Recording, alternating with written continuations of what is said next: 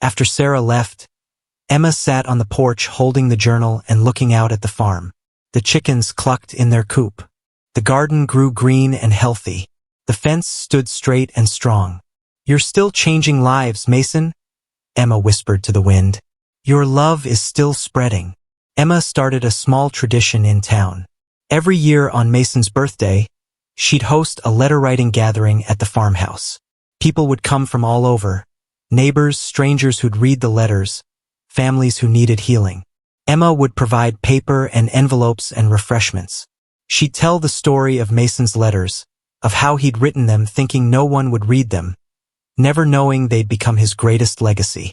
"Write a letter to someone you love," she'd tell the gathered crowd. "Say the things you've been too scared or too proud to say. You don't have to send it if you don't want to, but get the words out of your heart and onto paper. You'll be surprised how much it helps."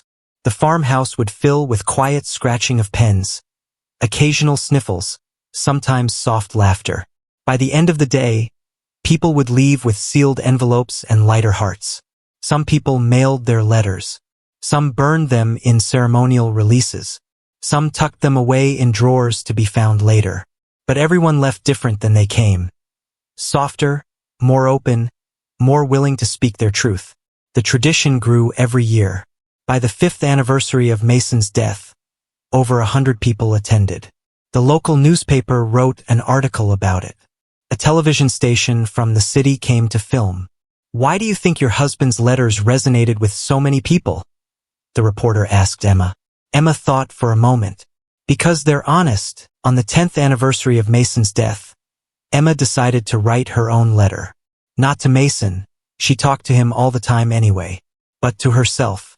To the Emma who'd left 10 years ago, scared and sick and convinced she was doing the right thing. "Dear Emma," she wrote, "you made a mistake, a big one. You hurt the person you loved most in the world, and you hurt yourself too. But you also came back. You found your courage.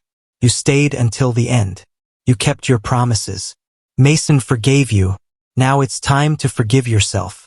You've spent 10 years trying to make up for 3 years of absence. You've kept his memory alive. You've helped countless people with his words. You've lived a good life just like he asked you to. It's okay to let go of the guilt now. It's okay to remember the love without the pain. It's okay to be happy again. Mason would want that. You know he would. So here's what I'm asking you to do. Forgive yourself. Completely. Fully. Without reservation. You were human. You were scared. You made a choice out of love even if it was the wrong choice. That's okay. You're okay. Live, Emma. Really live. Mason gave you permission. Now give yourself permission too." Emma folded the letter and placed it in the wooden box with all of Mason's letters. Then she did something she hadn't done in 10 years. She closed the box. Not forever. She'd still read the letters sometimes, when she needed comfort or guidance. But she didn't need to read them every day anymore. She didn't need to hold onto the past so tightly. She was ready to step fully into the present. Emma started dating again when she was 63 years old. His name was Thomas, and he was a widower who'd moved to Willow Creek to be near his grandchildren. They met at the library, both reaching for the same book about gardening. "Sorry," Thomas said with a kind smile. "You take it." "We could share it," Emma suggested. "I'm Emma Reed." "Thomas Walker," he replied, shaking her hand. "Wait, Emma Reed?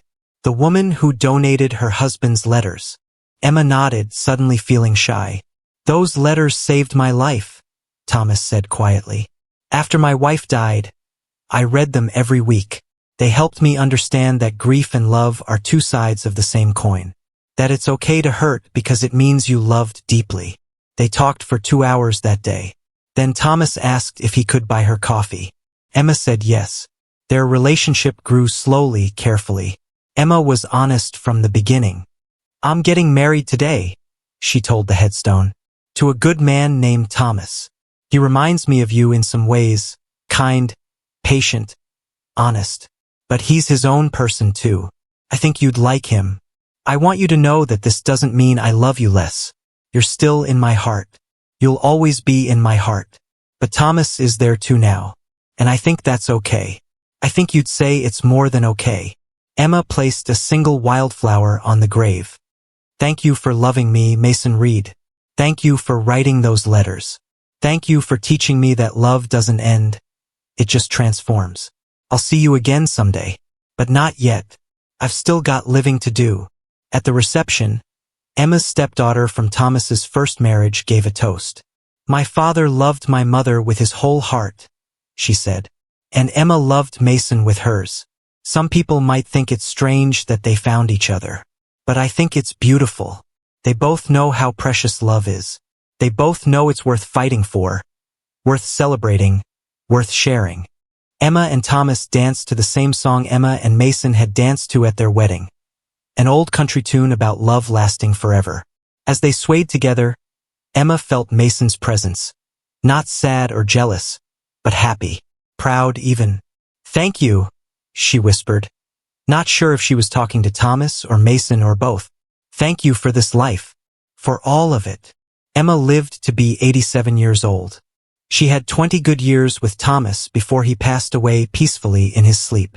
After that, she stayed on the farm, tending her garden, feeding her chickens, hosting the annual letter-writing gatherings. Mason's letters had become somewhat famous by then. A publisher wanted to turn them into a book, but Emma said no. They belong to the town, she insisted. They're not for profit. They're for healing. But she did allow the library to create a special collection. Along with Mason's original letters, they added letters from people he'd inspired. Hundreds of them. A whole archive of honesty and vulnerability and love. Scholars came to study them. Therapists used them in grief counseling. Teachers shared them with students learning about effective communication. Mason's simple words, written in his messy handwriting while dying in a farmhouse, had reached further than he ever could have imagined. On Emma's 87th birthday, she sat on the porch with her great niece, a young woman named Lily who was studying to be a writer. Tell me the story again, Lily asked. About Grandpa Mason's letters. Emma smiled. She never got tired of telling it. Your Grandpa Mason was a stubborn man, she began. And I was a scared woman. We both made mistakes. Big ones. But we also loved each other something fierce. And when he was dying, he wrote me 20 letters. She told the whole story. The leaving, the cancer, the secret visits, the reconciliation, the beautiful ending. Lily listened with tears in her eyes. That's the most romantic thing I've ever heard, Lily said when Emma finished. It wasn't always romantic, Emma corrected gently. It was messy and painful and full of regret. But it was real. And it was ours. Emma passed away on a cold January morning, quietly in her sleep, with Mason's letters in the wooden box by her bed. The whole town came to her funeral. They filled the little white church to overflowing, spilling out into the cemetery. Pastor Williams's son, who'd taken over the church, spoke about Emma's life. She taught us that mistakes don't define us, he said. Forgiveness does. Love does. Emma Reed made a choice out of fear, and it cost her dearly. But she didn't let that mistake destroy her. She learned from it. She grew from it. And she spent the rest of her life helping others do the same.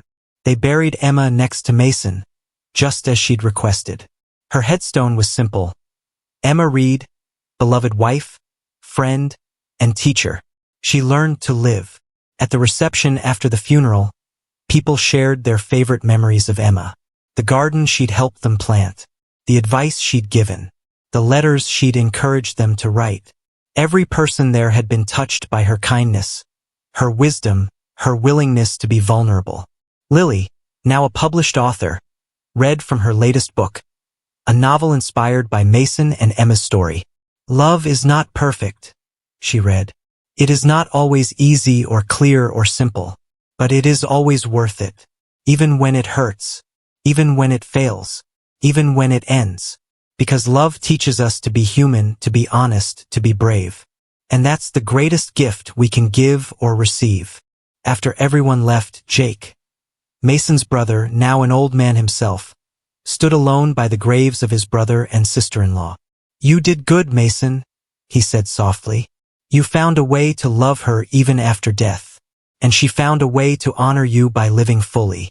That's all any of us can hope for. Years later, the farmhouse on Willow Creek Road still stood.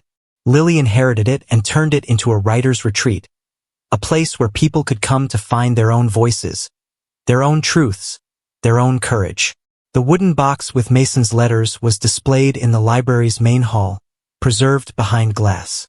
Visitors would stop and read them, often leaving with tears in their eyes and determination in their hearts. The letter-writing tradition continued every year on Mason's birthday, now organized by a committee of volunteers. It had grown into a festival, Letter Day they called it. Mason Reed never intended for these letters to be read by anyone but Emma. He wrote them in desperation, in grief, in a last attempt to make peace with his life and his death. But Emma shared them with the world because she understood something important.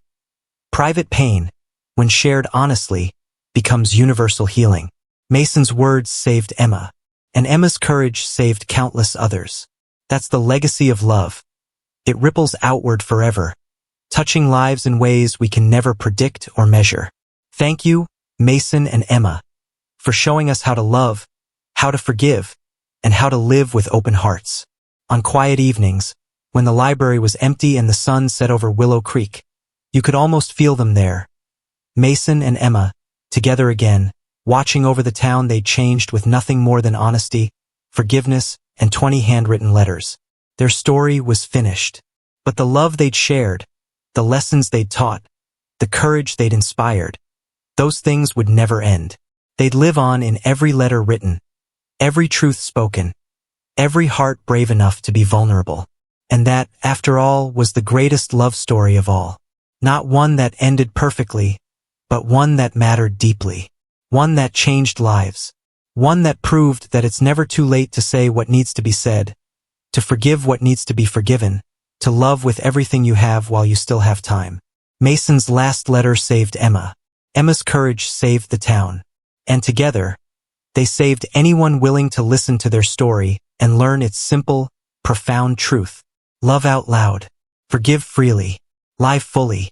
And never, ever wait until tomorrow to say what your heart needs to say today. The end.